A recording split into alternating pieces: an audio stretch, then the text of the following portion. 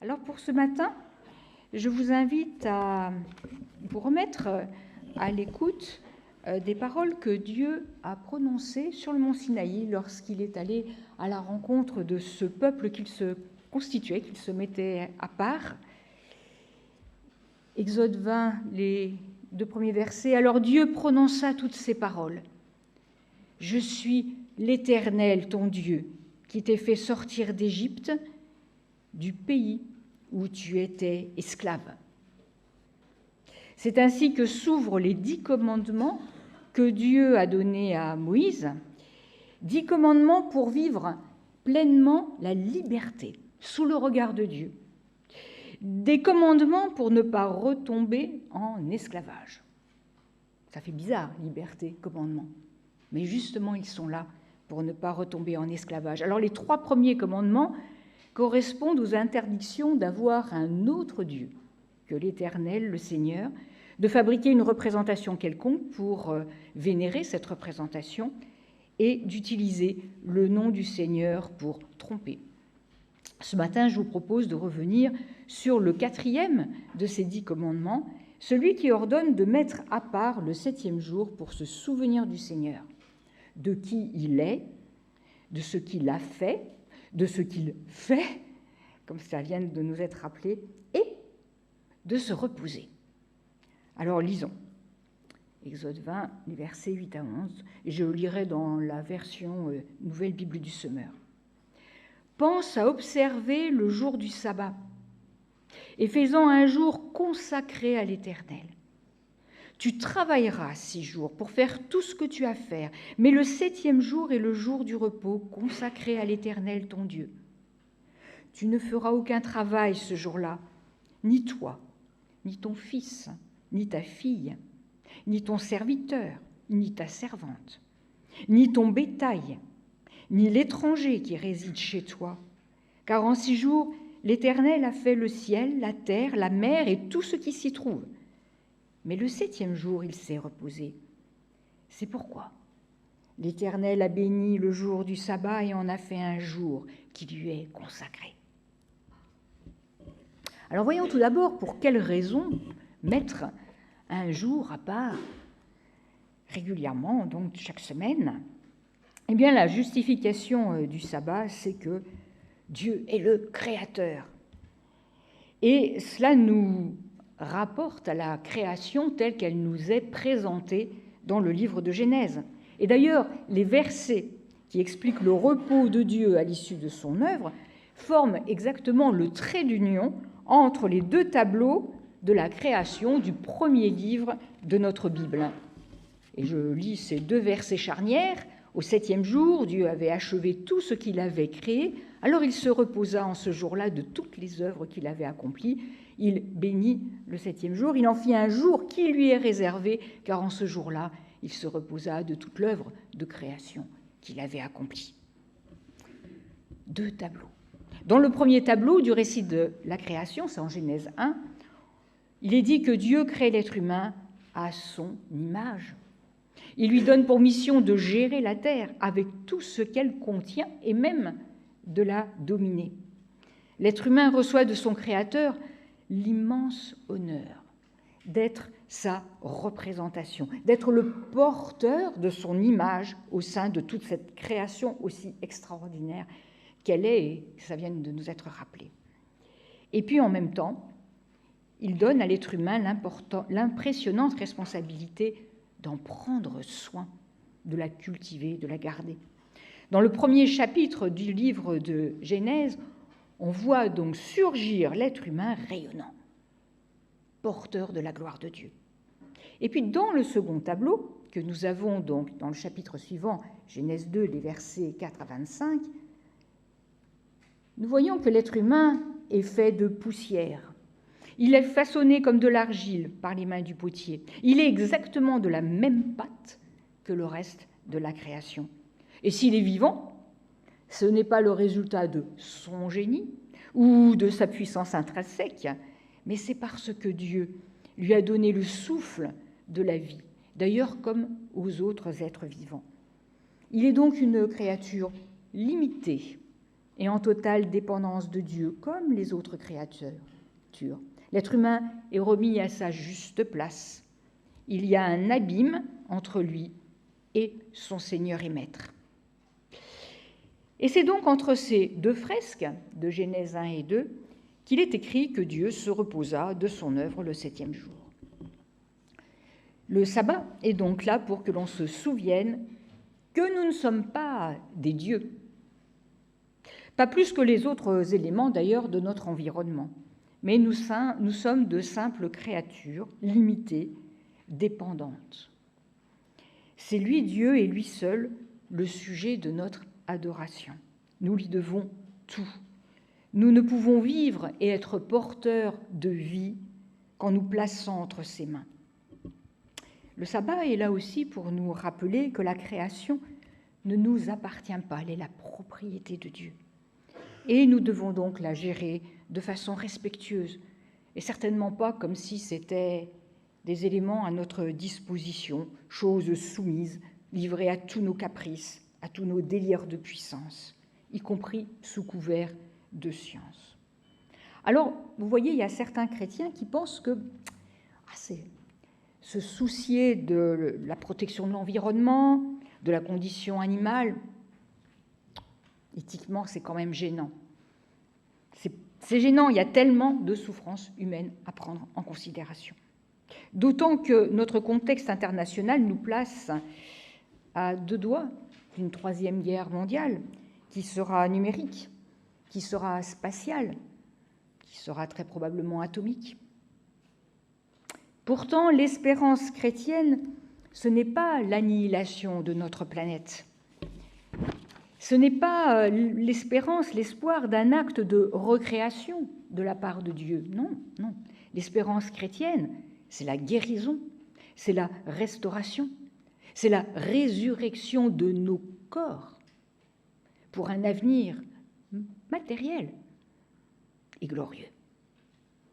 Alors ne nous lassons pas de proclamer la dignité de l'être humain à naître ou handicapé ou affaibli, entier ou en pièces détachées. Ne nous lassons pas d'agir dans tous les domaines qui sont à notre portée pour prendre soin de ce qui appartient à Dieu. Le sabbat, il est là aussi pour nous inviter à ressembler à notre Créateur, comme il s'est reposé, etc. Nous qui sommes ses enfants, eh bien, nous voulons aussi l'imiter, faire comme lui, en nous reposant le 7e jour. Alors certes, les jours de Dieu sont comme 1000 de nos années, et là je vous renvoie à 2 Pierre, chapitre 3, verset 8, il y a aussi le psaume 90. Mais le livre de Genèse est là, non pas pour nous faire un cours de science, mais pour nous expliquer les commencements du monde en des termes accessibles à notre intelligence, afin de répondre à nos questions existentielles. Alors le sabbat, il est donc justifié par le fait des œuvres de Dieu, des œuvres créatrices, mais aussi à cause de la liberté. Il y a un texte parallèle aux 10 commandements qui se trouve au chapitre 5 de Deutéronome. En fait, Deutéronome nous rapporte les discours de Moïse, que Moïse a tenus au peuple d'Israël juste avant la traversée du Jourdain et l'entrée dans le pays promis. Il s'est donc écoulé 40 années entre le discours tenu sur le mont Sinaï et cette répétition des 10 commandements dans Deutéronome. Et c'est une répétition parfaite, sauf pour le 4e commandement qui reçoit une autre motivation. En Deutéronome, chapitre 5, des versets 12 à 15, la justification du repos hebdomadaire n'est donc pas l'œuvre créationnelle de Dieu, mais c'est son œuvre de délivrance de l'esclavage en Égypte.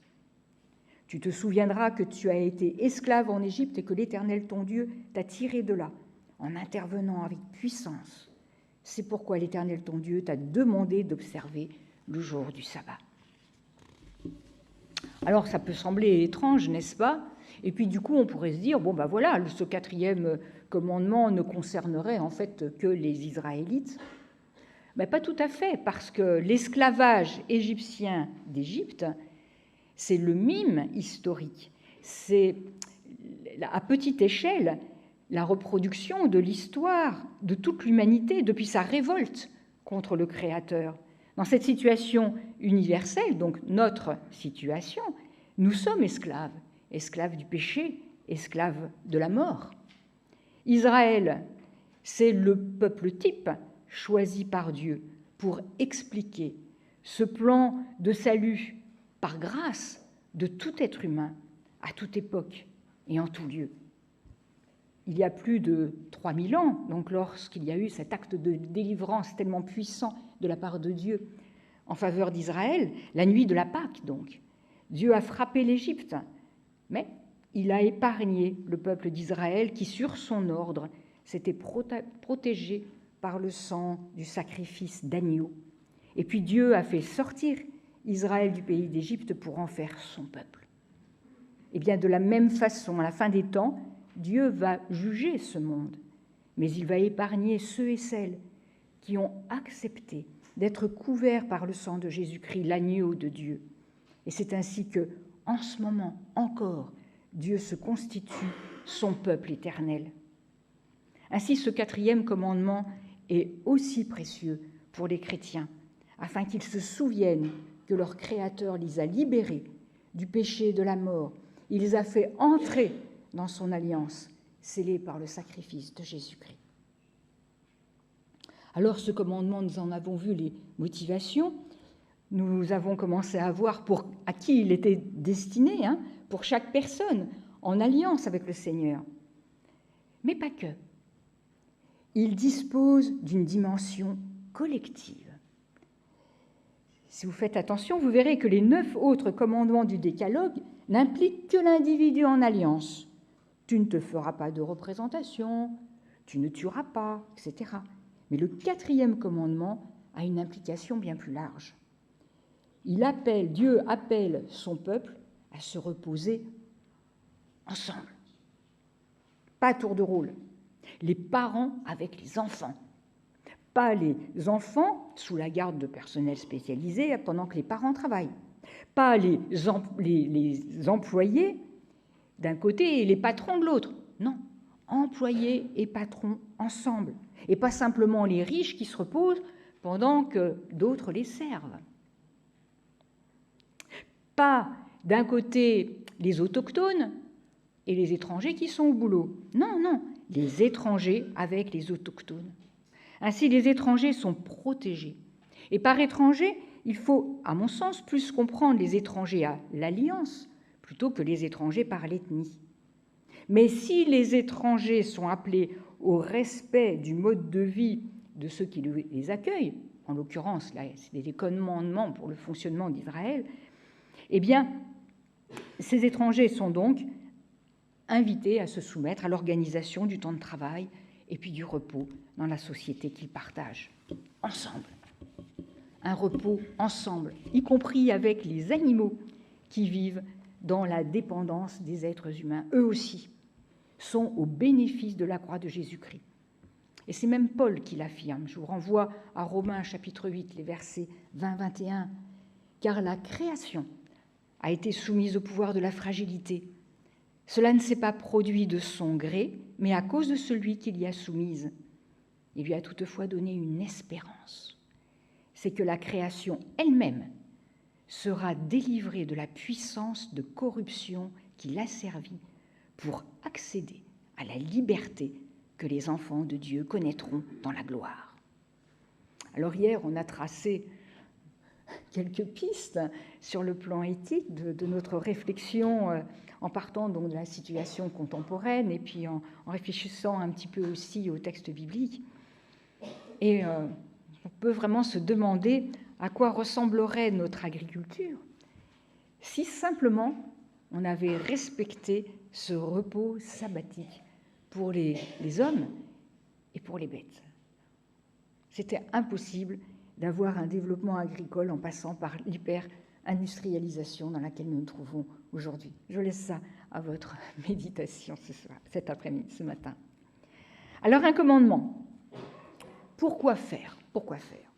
Eh bien, pour travailler. Le travail, c'est une activité ordonnée à l'être humain par Dieu dès la création. Le travail fait partie intégrante du projet initial de Dieu pour l'homme et la femme, et nous avons évoqué déjà tout à l'heure que dès le commencement, l'humanité a pour mission de garder, de cultiver le jardin d'Éden. Toutefois, nous savons que l'entrée du péché dans le monde va transformer la joie associée au travail en fardeau. Pour travailler, l'ancienne alliance, la nouvelle alliance, condamne pareillement la paresse. Et il y a des paroles vraiment très dures, destinées à ceux, à celles, qui, toute honte bue, vivent en parasite sur le travail des autres. Je rappelle juste des paroles de Paul à ce sujet. Par exemple, 2 Thessaloniciens, chapitre 3, versets 6 à 13. Il exhorte ces gens-là, ces gens qui vivent ainsi en profitant des autres, il exhorte ces gens-là à manger leur propre pain et à travailler paisiblement. Et il va même jusqu'à recommander aux frères et sœurs de s'éloigner de ces personnes qui mènent une telle vie de désordre, alors qu'elles se disent chrétiennes. Alors bien entendu, de tels propos ne visent pas les personnes qui sont malades ou handicapées, âgées, ou les enfants, etc., ou même les personnes qui, sincèrement, sont en recherche d'emploi, c'est une évidence.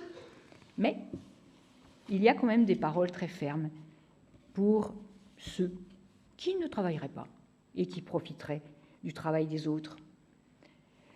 Bon en soi, le travail est devenu, après la chute, un lieu de manifestation du mal.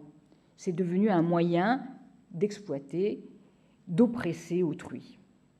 Et le travail est souvent transformé en idole.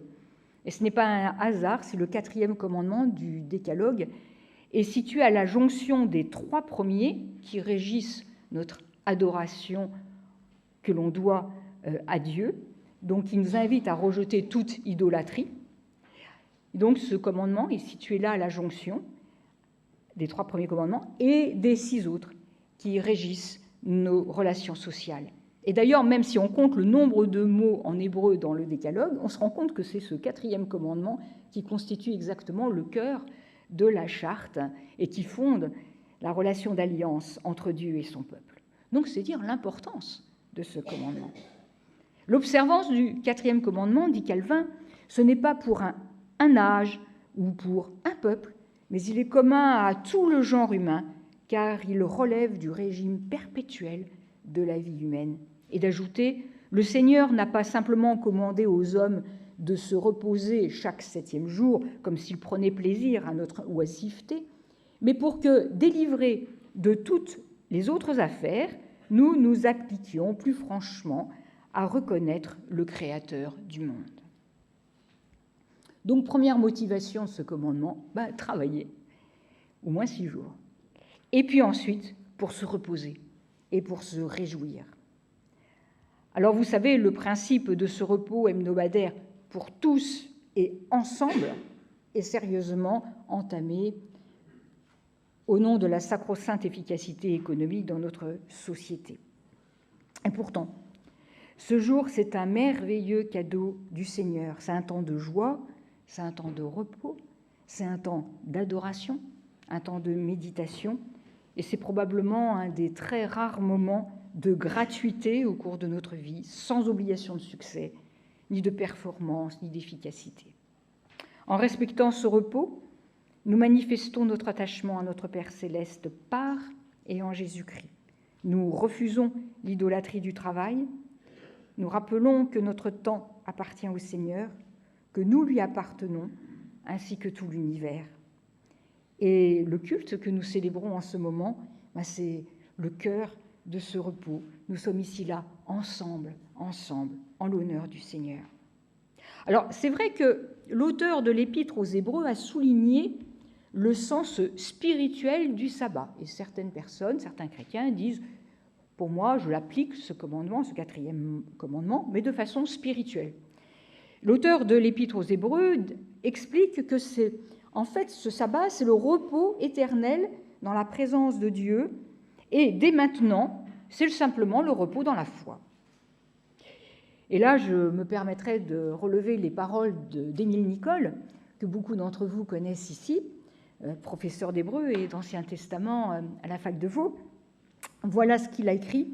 « Ce n'est pas l'absence de jours mis à part pour Dieu qui manifestera que tous mes jours lui appartiennent. Et serions-nous à ce point détachés du monde pour pouvoir saisir les réalités spirituelles sans leur donner une forme concrète ? Et puis le chrétien qui se prétend libre à l'égard de la loi, est-ce qu'il est aussi libre à l'égard du travail ? Est-ce qu'il est aussi libre à l'égard de ses achats, même si ça se passe par Internet ? Est-ce qu'il est aussi libre à l'égard de ses loisirs, du sport ? Par ses commandements, notre Seigneur ne veut certainement pas nous brimer, loin s'en faut. Il manifeste sa bienveillance. D'ailleurs, franchement, seul Dieu peut donner un tel commandement. Si l'humanité était livrée à elle-même, si le Seigneur ne freinait pas le mal, il ne faut pas en douter, nous serions quasiment tous livrés à l'exploitation 24 heures sur 24, 7 jours sur 7, par une poignée de violents qui, eux, ne travailleraient pas. Alors, pour conclure, je rappellerai juste que Jésus n'a pas aboli le sabbat.